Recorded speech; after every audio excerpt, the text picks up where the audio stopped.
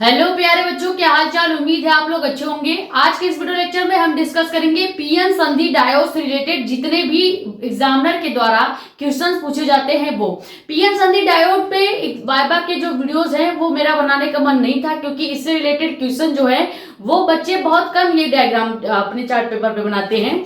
इस वजह से हमने इसका वीडियो आपको नहीं प्रोवाइड किया था। लेकिन कल हमारे पास एक बच्ची का कमेंट आया, छाया देवी के नाम से, कि हमें पीएन संधि का जो है उससे रिलेटेड क्वेश्चंस करा दीजिए। तो उन्हीं के कहने पे आज ये वीडियो बनाया जा रहा है, जो कि पीएन संधि डायोड से रिलेटेड जितने भी एग्जामिनर के द्वारा क्वेश्चन आपसे पूछे जाएंगे वो यहाँ पे कवर कराया जाएगा। कुल 10 क्वेश्चन देखेंगे जो आपसे पूछे जा सकते हैं। ठीक है, अब अगर आप हमारे चैनल पर नए हैं तो चैनल को सब्सक्राइब कर दें, ताकि ऐसी इंफॉर्मेटिव और इंपॉर्टेंट वीडियो आपके पास आती रहे। और ज्यादा से ज्यादा वीडियो कर दे शेयर, ताकि और भी लोग जुड़ जाए। अपने कमेंट्स या डाउट आप यहाँ पे, या हमारा इंस्टाग्राम आईडी भी है मेडिको एस्पायरेंट साक्षी मिश्रा के नाम से, वहां पे पूछ सकते हैं।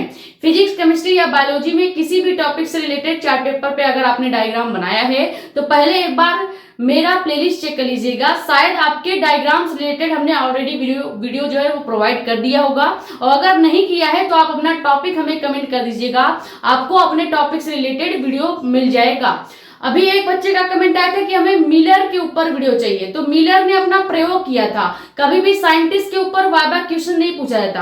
आप करेक्ट टॉपिक बताइए कि आपको मिलर के ऊपर चाहिए या मिलर के प्रयोग से रिलेटेड वाइवा के क्वेश्चन चाहिए, क्योंकि आपने साइंटिस्ट का नाम लिख के भेजा है तो उनसे रिलेटेड वाइवा क्वेश्चन नहीं पूछे जाते। मिलर ने एक प्रयोग किया था बायोलॉजी में, उससे रिलेटेड एग्जामिनर द्वारा जो क्वेश्चन पूछे जाते हैं वो हम आपको कवर करा सकते हैं। लेकिन आपको ये कंफर्म बताना पड़ेगा कि आपको किससे रिलेटेड वीडियो चाहिए। ठीक है, अब बात करते हैं पीएन संधि से रिलेटेड आपसे क्वेश्चंस कैसे पूछे जाएंगे। सबसे पहले जो भी डायग्राम आप चार्ट पेपर पे बनाते हैं उसी से रिलेटेड डायरेक्ट क्वेश्चन पूछा जाएगा। जैसे आपने डायग्राम बना लिया पीएन संधि, तो आपसे क्या पूछा जाएगा कि पीएन संधि जो है किसे कहते हैं या इसे कैसे बनाया जाता है। और पीएन संधि जो है ये अर्धचालक वाले यानी सेमीकंडक्टर वाले चैप्टर का टॉपिक है।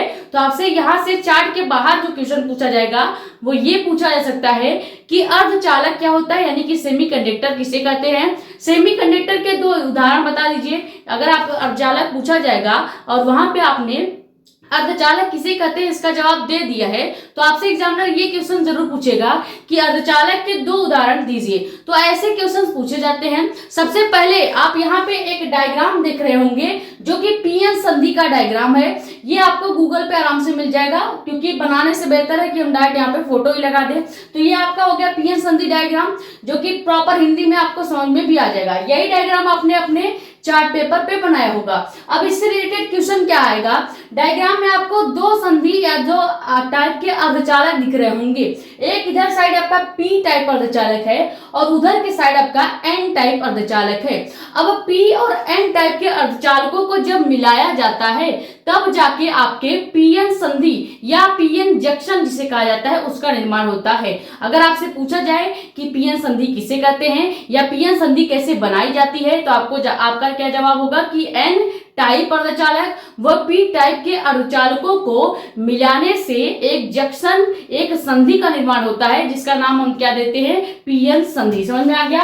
पहला क्वेश्चन यही है कि पीएन संधि कैसे बनाई जाती है या किसे कहते हैं। तो आपका जवाब क्या होगा कि एन व पी प्रकार के अर्धचालक पदार्थों को जोड़ने से पीएन संधि या जंक्शन का निर्माण होता है। ये बहुत ज्यादा इंपॉर्टेंट क्वेश्चन है, आपके डायग्राम बेस्ड क्वेश्चन है। अगला क्या है कि डायग्राम में 2 प्रकार के जो अर्धचालक दिख रहे हैं, यानी जो 2 क्षेत्र दिख रहे हैं, पी टाइप क्षेत्र और एन टाइप क्षेत्र, ये आखिर होता क्या है। आपसे पूछा जा सकता है कि पी टाइप जो क्षेत्र है ये क्या होता है, तो आप कहेंगे कि पीएन संधि का जो धनात्मक सिरा होता है। आप ये जो पीएन टाइप अर्धचालक देख रहे हैं इसके अंदर पी क्षेत्र में धनात्मक सिरा होगा और एन जो क्षेत्र है वहां पे ऋणात्मक सिरा होगा। तो अगर पीएन संधि के धनात्मक सिरे की बात की जाए तो इसका मतलब है कि पी क्षेत्र की बात की जा रही है। ठीक है, अगर आपसे पूछा जाए कि पी क्षेत्र क्या है तो आप कहेंगे पीएन संधि के धनात्मक सिरे को ही पी क्षेत्र कहा जाता है। अब यहाँ से एक क्वेश्चन और भी बन सकता है कि पी क्षेत्र तो आपने बता दिया, लेकिन ये बताइए कि पी टाइप के अर्धचालकों में आवेश वाहक कौन होता है, आवेश की गति कौन कराता है, तो आप कहेंगे कोटर। अभी इसके रिलेटेड हम आपको क्वेश्चन करा देंगे, टेंशन ना लीजिए। अगला आपसे पूछा जा सकता है कि एन क्षेत्र क्या होता है। जैसे पी क्षेत्र पूछा गया वैसे एन क्षेत्र भी पूछा जाएगा, तो आप क्या कहेंगे, पीएन संधि के ऋणात्मक सिरे को ही एन क्षेत्र कहा जाता है। अगर आपसे डायग्राम में पूछा जाए कि ये जो पी क्षेत्र और एन क्षेत्र लिखा है ये क्या है, तो पी क्षेत्र आप कहेंगे कि पीएन संधि का धनात्मक सिरा ही पी क्षेत्र कहलाएगा और पीएन संधि का ऋणात्मक सिरा ही एन क्षेत्र कहलाएगा। क्लियर, ये आपको क्वेश्चंस क्लियर हो गए होंगे। अगला क्या है कि अर्धचालक किसे कहते हैं। हमने कहा आपसे 4 पेपर से बाहर जो क्वेश्चन पूछा जा सकता है वो यही पूछा जा सकता है कि अर्धचालक किसे कहते हैं, यानी सेमीकंडक्टर किसे कहते हैं, और सेमीकंडक्टर के एग्जांपल्स बता दीजिए। ये बहुत ज्यादा इंपॉर्टेंट आपका वाइवा क्वेश्चन है। सेमीकंडक्टर होता क्या है, तो इसे ध्यान से समझिएगा।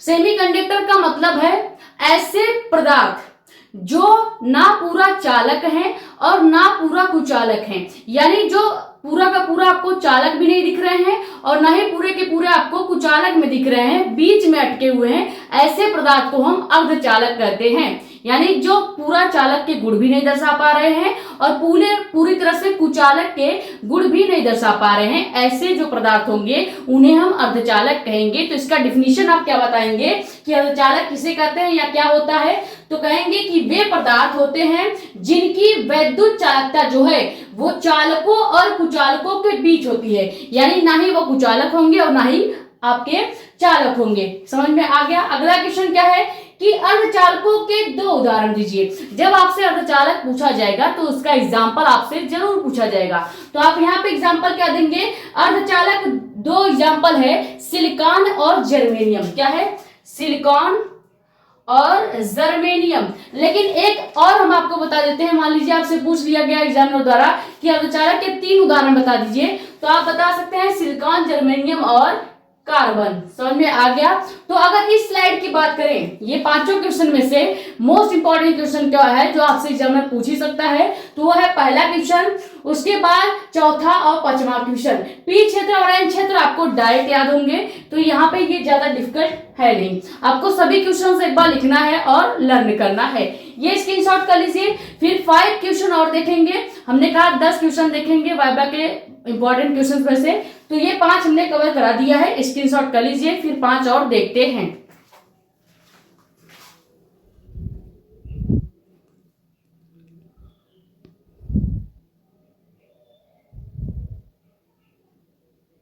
तो अगला क्वेश्चन क्या है कि अवक्षय परत किसे कहते हैं। अब यहाँ पे डायग्राम में आपको लास्ट में अवक्षय परत नाम से दिखाई दे रहा होगा।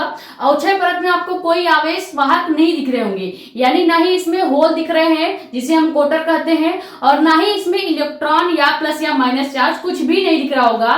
तो ऐसा जो परत होगा जिसके अंदर आवेश वाहक जो है वो अनुपस्थित होते हैं, ऐसे परत को ही क्या कहा जाता है, पीएन संधि में अवक्षय परत कहा जाता है। तो अवक्षय परत आपसे जरूर पूछा जाएगा। अवक्षय परत क्या होता है, पीएन संधि के दोनों ओर बनी वह पतली परत जिसके अंदर आवेश वाहक जो है अनुपस्थित होते हैं, ऐसे परत को ही अवक्षय परत कहते हैं। यानी पी जो आपका अर्धचालक है और एन जो अर्धचालक है, दोनों अर्धचालकों के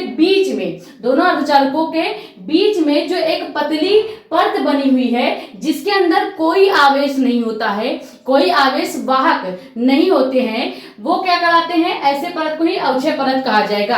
आवेश वाहक नहीं होने का मतलब क्या है कि इसमें कोई भी आवेश के प्रवाह करने वाला आपके पास नहीं है, यानी कि ना ही आपके पास कोटर होगा और ना ही आपके पास इलेक्ट्रॉन होंगे। ऐसे परत को ही अवक्षय परत कहा जाता है, जो कि नीचे यहाँ पे आपको लास्ट में दिख भी रहा होगा। सेकंड क्वेश्चन क्या है कि पी व एन प्रकार के अर्धचालकों में आवेश वाहक क्या होता है। अभी हमने जब आपको पी क्षेत्र और एन क्षेत्र बताया कि पी क्षेत्र क्या होता है पीएन संधि में, एन क्षेत्र क्या होता है, तो वहां पे आपको बोला था कि पी क्षेत्र और एन क्षेत्र जब पूछा जाएगा तो आपसे ये क्वेश्चन जरूर पूछा जाएगा कि पी क्षेत्र में आवेश वाहक कौन होंगे और एन टाइप अर्धचालक में या एन क्षेत्र में आवेश वाहक कौन होगा।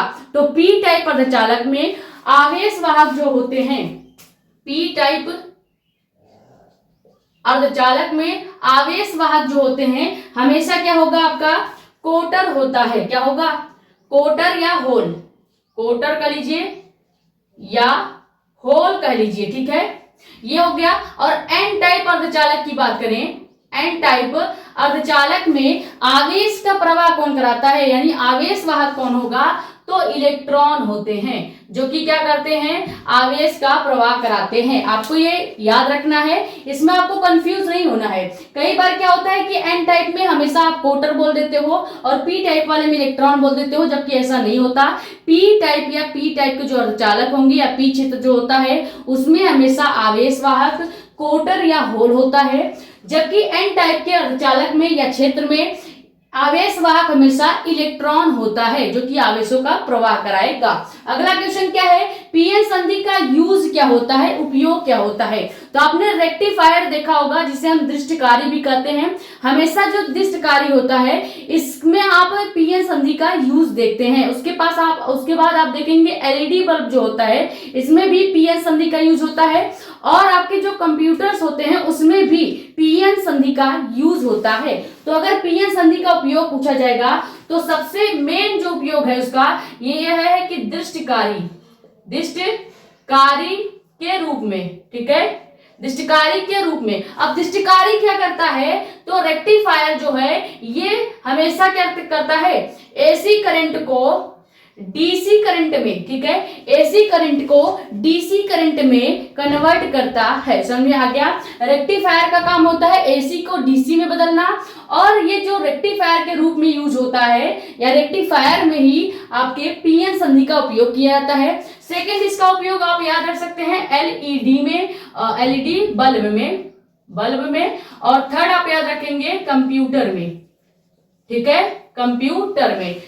ये आपका हो गया 3 इसके उपयोग, लेकिन आपको मेन पहला वाला याद रखना है जो कि बहुत ज्यादा इंपॉर्टेंट है कि दृष्टिकारी के रूप में, यानी कि रेक्टिफायर के रूप में। अब इस स्लाइड से सबसे ज्यादा जो क्वेश्चन पूछे जा सकते हैं वो ये पूछा जा सकता है कि पीएन संधि या पीएन प्रकार के अर्धचालकों में कौन से आवेश वाहक पाए जाते हैं। ये आपका 7वां वाला मोस्ट इंपॉर्टेंट है, और उसके बाद पीएन संधि का यूज आपसे पूछा जा सकता है। ये स्क्रीनशॉट कर लीजिए, फिर 2 क्वेश्चन और है, उसके बाद ये आपका वीडियो जो है वो खत्म हो जाएगा।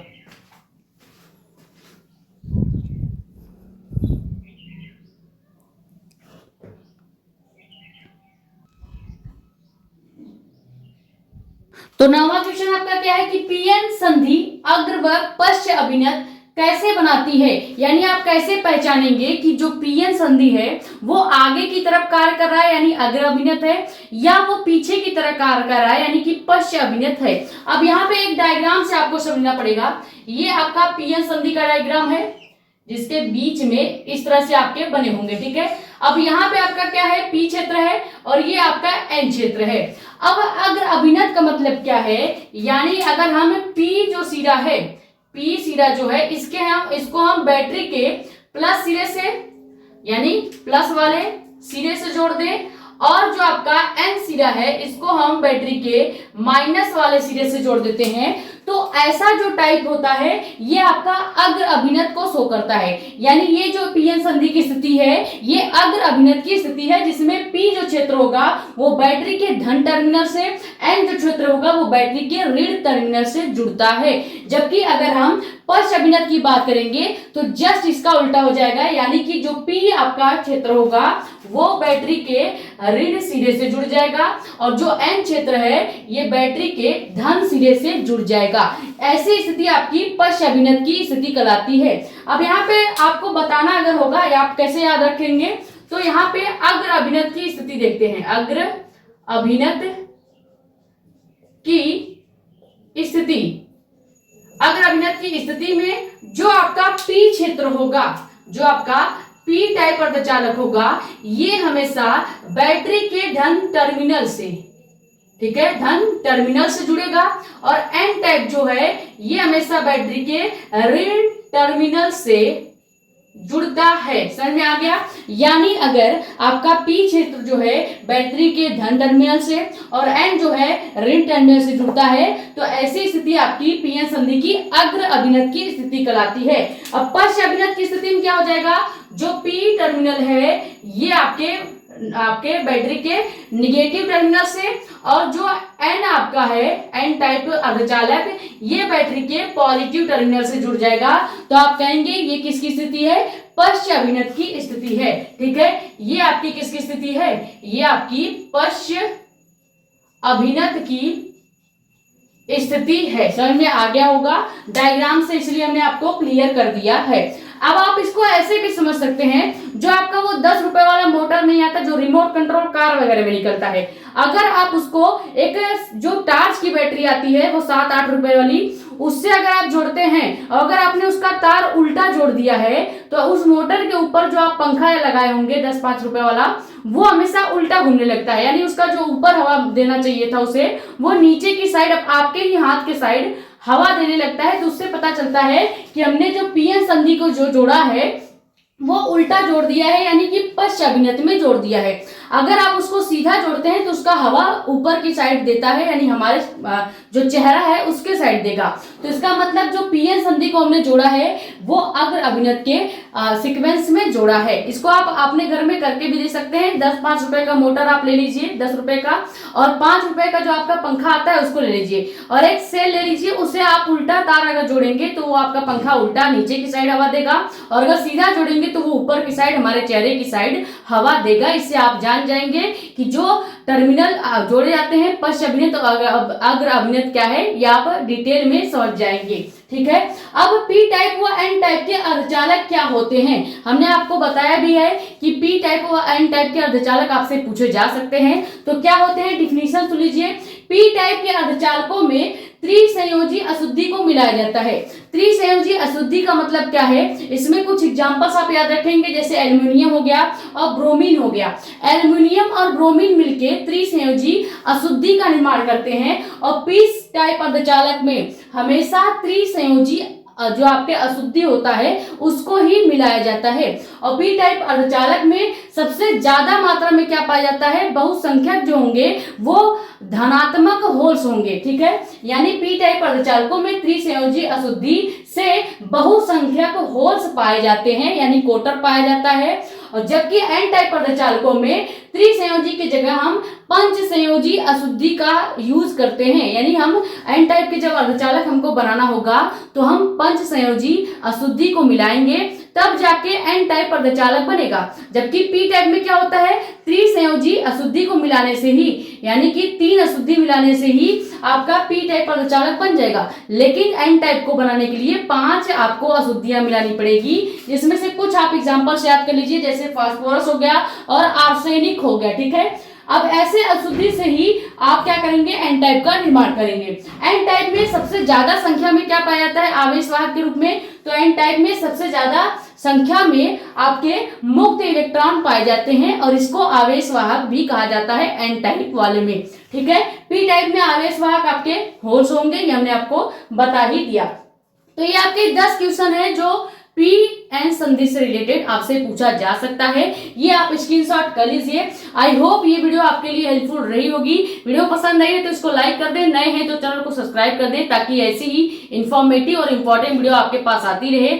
ज्यादा से ज्यादा वीडियो कर दें शेयर, ताकि और भी लोग जुड़ जाए। अपने कमेंट शेयर आउट आप यहाँ पे या हमारा इंस्टाग्राम आईडी भी है मेडिको एस्पिरेंट साक्षी मिश्रा के नाम से, वहां पे पूछ सकते हैं। वाइवा से रिलेटेड किसी भी टॉपिक पे आपको वीडियो चाहिए तो आप कमेंट करके हमसे मांग सकते हैं, या आप मेरा प्लेलिस्ट चेक कर लीजिएगा। फिजिक्स, केमिस्ट्री और बायोलॉजी तीनों का अलग प्लेलिस्ट बना दिया है, वहां पे अगर आपके चार्ट पेपर से रिलेटेड वीडियो है तो आप देख लीजिएगा, अगर नहीं है तो आप कमेंट करके हमसे मांग सकते हैं।